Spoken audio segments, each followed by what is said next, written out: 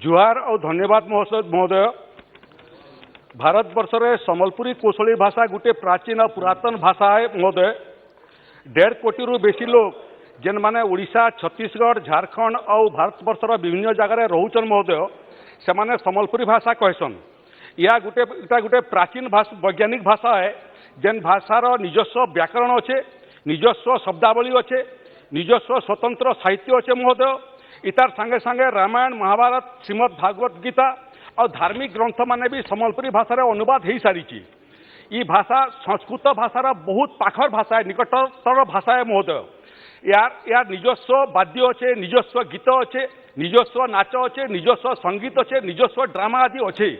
प्रधानमंत्री नरेंद्र मोदी नेतृत्व में महोदय भारत सरकार संबलपुरी साहित्यिक श्री हलधर नायक और संबलपुरी गायक श्री जितेंद्र हरिपाल के पद्मश्री प्रदान करिछन। इटा परोक्ष संबलपुरी भाषार स्वीकृति आए महोदय। बहुत बार आम भाषार स्वीकृति और संविधान अष्टम अध्याय इटाके अंतर्भुक्त करवा लगी दाबी करी आसुचु। आपणकर माध्यम महोदय मुई भारत सरकार गृहमंत्री सामने दाबी करुचे संबलपुरी भाषा के संबलपुरी संविधान अष्टम अध्याय जगह दौन। इटा मोर दाबी है महोदय। धन्यवाद महोदय।